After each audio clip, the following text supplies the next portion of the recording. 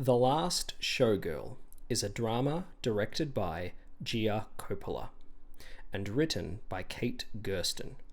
The film stars Pamela Anderson, Kiernan Shipka, Brenda Song, Billy Lord, Dave Bautista, and Jamie Lee Curtis.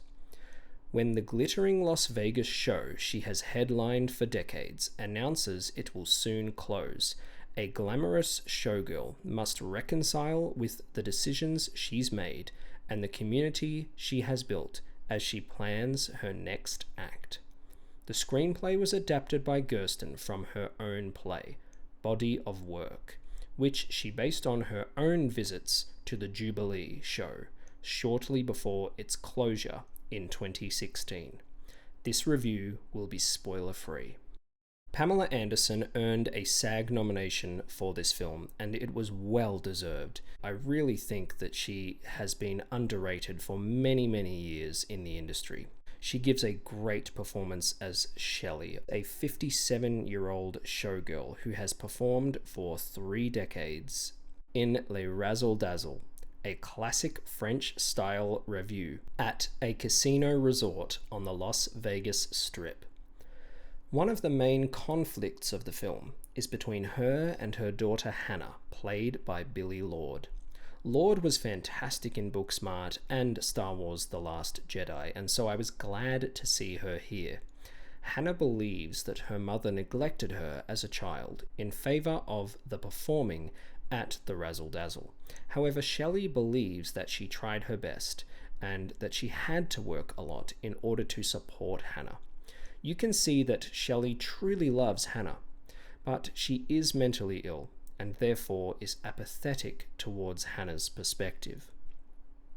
Shelly is narcissistic, but you can see how she doesn't realize that she is, and that it comes from a deep insecurity and longing within herself.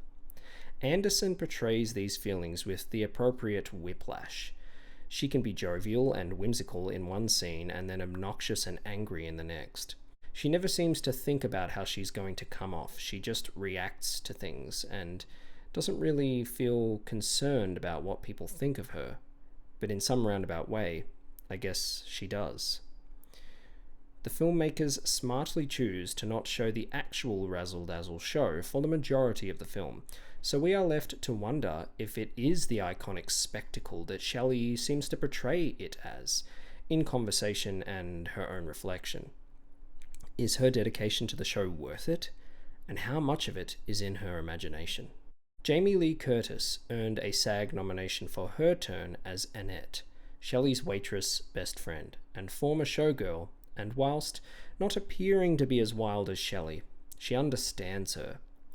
Curtis has a wonderful scene where she dances to Total Eclipse of the Heart in the middle of a casino. Brenda Song and Kiernan Shipka are brilliant as 2 young showgirls that work with Shelly.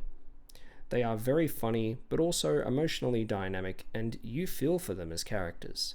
They don't get a lot of screen time in the back half, which was sort of disappointing, but they do a fantastic job of conveying individuality as well as deep empathy for Shelly, who they refer to as the mother of their group. Dave Bautista delivers one of my favorite performances in this movie and in his career. He's a really underrated actor as well. He plays Eddie, the producer of the review, and he too is a deep empath.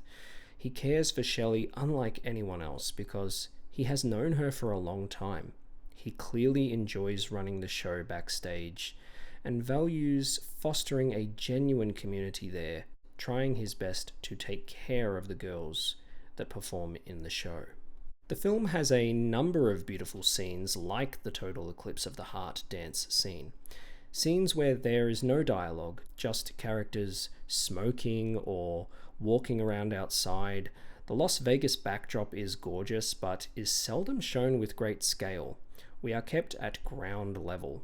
Las Vegas feels almost claustrophobic in this film. I believe this conveys the nature of Shelly's world. She is very inward, backstage, at the show, and in her mind. She's trapped in her habits. As soon as this film started, I immediately locked in with its vibe.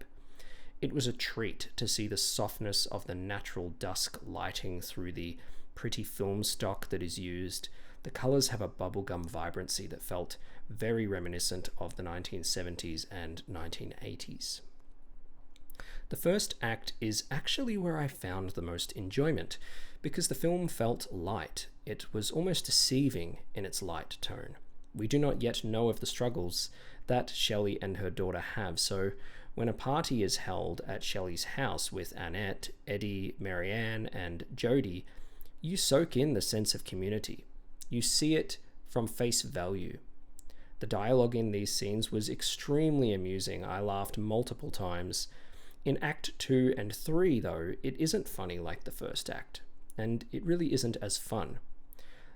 There are also quite a few scenes that start to meander a little, and it doesn't feel like it reaches much of a resolution, but I understand that the film isn't supposed to be what it is in Act 1 for its entire runtime. It's not exactly supposed to be some sort of fun bubblegum film. I just found myself really enjoying those characters partying together and saying funny things that I kind of just hoped we'd sat in that for a little bit longer.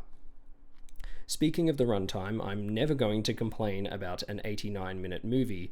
That's tight, but the ending did admittedly feel abrupt, which gave the illusion that the film was too short, even though it was paced pretty well. The third act can be a mixed bag due to its sort of thin resolutions and disregard for its supporting characters, which are quite rich characters throughout the film. Given the nature of Shelly and her mental state, I don't really know how much of a resolution we should reach. I just felt a little bit empty towards the end of the film. Regardless, I had a good time with this film because of its strong performances and stylistic cinematography.